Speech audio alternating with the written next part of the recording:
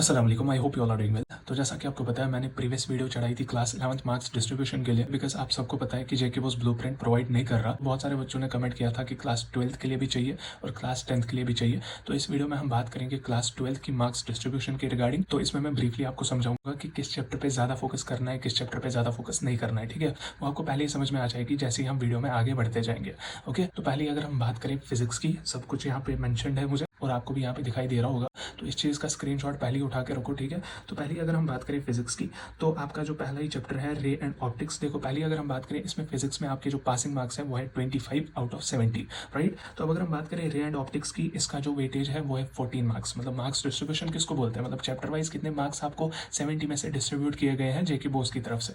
ठीक है, तो अब अगर हम बात करें रे एंड ऑप्टिक्स का, आपका है 14 मार्क्स। आपका जो इलेक्ट्रोस्टैटिक्स है उसके हैं 9 मार्क्स। आपका जो magnetic effect of current and magnetism है उसमें है 9 मार्क्स। आपका जो electric magnetic induction and AC, मतलब ईएमआई और एसी का आपका जो है 9 मार्क्स है। और आपका एटम्स एंड न्यूक्लियाई का 8 मार्क्स है। आपका करंट इलेक्ट्रिसिटी का 7 मार्क्स, सेमीकंडक्टर का 7, dual nature of radiation and matter का 4 एंड ईएम वेव्स का 3। तो अगर हम यहाँ पे देखिए ना, कुछ चैप्टर्स ऐसे हैं जो बहुत ही आसान है और उसका वेटेज भी अच्छा खासा है। जैसे कि आप देखो, एटम्स एंड न्यूक्लियाई 8 मार्क्स है उसके, आपका करंट इलेक्ट्रिसिटी 7 मार्क्स है, आपका सेमीकंडक्टर 7 मार्क्स है। तो मतलब ये ऐसे चैप्टर्स है। यहाँ ईएमआई एसी की भी बात करें, उसका भी 9 मार्क्स है। मतलब ये ऐसे चैप्टर्स है जो बहुत ही आसान है। अगर आप अच्छे से पढ़ पाओगे तो आराम से आप क्लियर कर पाओगे। इतना ही नहीं पढ़ना, बाकी आप ये भी देखो, रे एंड वेव ऑप्टिक्स उसका भी 14 मार्क्स है, इलेक्ट्रोस्टैटिक्स का भी 9 मार्क्स है आपका, और magnetic effect of current and magnetism का भी 9 मार्क्स। तो ये आप देखो, मैंने डिसेंडिंग ऑर्डर में रखा है। पहले जो टॉप पे है उसके ज्यादा मार्क्स है, फिर मैंने ऐसे ही कम कम मार्क्स वाले चैप्टर्स आपके यहाँ पे लिस्ट में रखे हैं। ठीक है, तो ये तो रही फिजिक्स की बात। अब अगर हम बात करें केमिस्ट्री की, केमिस्ट्री का भी आपको यहाँ पे आ रहा होगा, तो इलेक्ट्रोकेमिस्ट्री का है 9 मार्क्स, जो कि बहुत ही आसान चैप्टर है। अगर हम बात करें aldehyde ketones and carboxylic acid,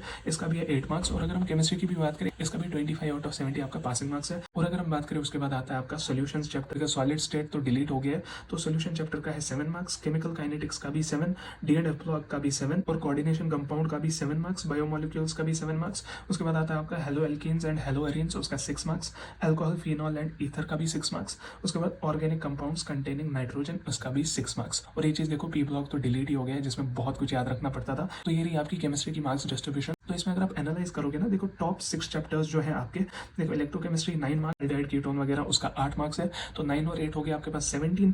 and उसके बाद सॉल्यूशंस का 7 मार्क्स है, हो गया 24। एंड उसके बाद आपका आता है केमिकल काइनेटिक्स, जिसके 7 है, मतलब 32। एंड उसके बाद डी एंड एफ ब्लॉक 7, मतलब 39। एंड कोऑर्डिनेशन कंपाउंड के है आपके पास 7 मार्क्स, तो हो गया 46। तो आपका जो पासिंग मार्क्स है वो है 25। ठीक है, तो ऐसे अगर आप एनालाइज करोगे ना, देखो मैंने यहाँ पे मार्क्स डिस्ट्रीब्यूशन दे दी, स्क्रीनशॉट उठा लो, फिर अच्छे से एनालाइज करो कि कौन से चैप्टर्स आपको आसान लग रहे हैं लेकिन उनका यहाँ से वेटेज भी ज्यादा है, तो उन चैप्टर्स पे ज्यादा फोकस करना है। देखो, नो डाउट पढ़ना तो सारा है, लेकिन मेन चीज होता है हम कहाँ पे ज्यादा टाइम दें, कहाँ पे कम टाइम दें, बिकॉज टाइम हमें वेस्ट नहीं करना भी, राइट। तो ये रही बात आपकी केमिस्ट्री की। तो अब अगर हम आपके बायोलॉजी की बात करें, तो बायोलॉजी का क्या सीन है, देखो बॉटनी जूलॉजी मैंने अलग अलग से रखा है। तो बायोलॉजी का अभी मैं पहले ही बताऊं तो 25 आउट ऑफ 70 आपका पासिंग मार्क्स है।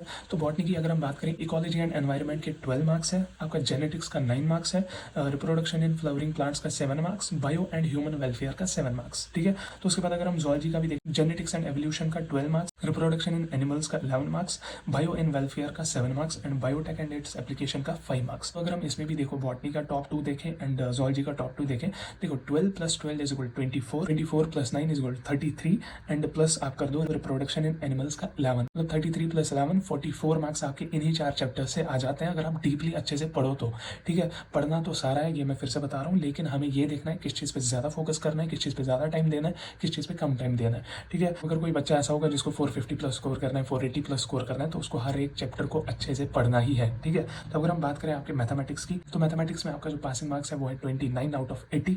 लेकिन अब अगर हम बात करें उसमें 29 तो पासिंग मार्क्स है, लेकिन कैलकुलस का ही 35 मार्क्स आपका वेटेज है। तो कैलकुलस में कौन कौन सा चैप्टर आपका आता है, वो है continuity and differentiability, application of derivatives, integrals, application of integrals और डिफरेंशियल इक्वेशन।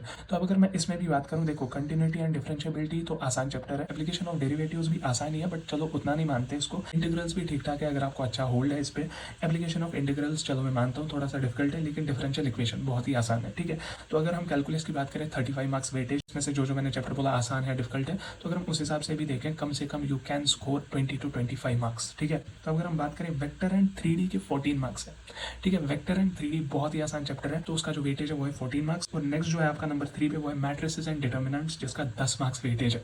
ठीक है, मैट्रिसेस एंड डिटर्मिनेंट्स बहुत ही आसान चैप्टर है। यहाँ पे जो मैट्रिसेस एंड डिटर्मिनेंट का वेटेज है वो है हैं 10 मार्क्स। अगर हम बात करें रिलेशन फंक्शन और इनवर्स ट्रिगोनोमेट्रिक फंक्शन का, तो ये 8 मार्क्स का वेटेज है इनका, बिकॉज ये दोनों आसान चैप्टर्स है, इसलिए इनका जो वेटेज है मुझे लगता है कम है, 8 है इसका वेटेज, बट अगर आप ये अच्छे से पढ़ पाओ 8 मार्क्स भी बहुत होते हैं। तो अगर हम बात करें प्रोबेबिलिटी का 8 मार्क्स है, समझ रहे हो, मतलब प्रोबेबिलिटी बहुत ही आसान चैप्टर है। उसके बाद देखो लीनियर प्रोग्रामिंग, वो ग्राफ वाला सवाल एक आ जाएगा, मैक्सिमाइज मिनिमाइज वाला, तो वो करना है, उसके 5 मार्क्स आपको आ जाएंगे। तो ऑल ओवर अगर हम बताएं क्लास 11 के कंपैरिजन में क्लास 12 का मैथमेटिक्स हो, फिजिक्स हो, केमिस्ट्री हो, बायो हो, सब कुछ आसानी है। एंड ये नहीं समझना कि अभी हमारे पास टाइम कम है तो नहीं हो पाएगा, अभी भी बहुत टाइम है, अभी स्टार्ट करोगे आराम से हो जाएगा। अभी इस चीज को भी एनालाइज करो, स्क्रीनशॉट आई होप के उठाया होगा हर एक सब्जेक्ट का, तो आराम से उस चीज को भी एनालाइज करो, आराम से आपका जो बोर्ड है वो क्लियर हो जाएगा, जितने भी आपको मार्क्स चाहिए, ठीक है। और नेक्स्ट जो वीडियोस है वो मैं आपके इंग्लिश के लिए बना रहा हूँ, जो कि आपको सब्जेक्ट एक्सपर्ट्स उसके लिए टिप्स देंगे, ये बहुत ही इंपॉर्टेंट टिप्स होंगी, ठीक है। और साथ ही साथ कॉमर्स के बच्चों के लिए भी मैं सब्जेक्ट एक्सपर्ट से टिप्स वाला वीडियो जो है वो मैं डालने वाला हूँ, ओके।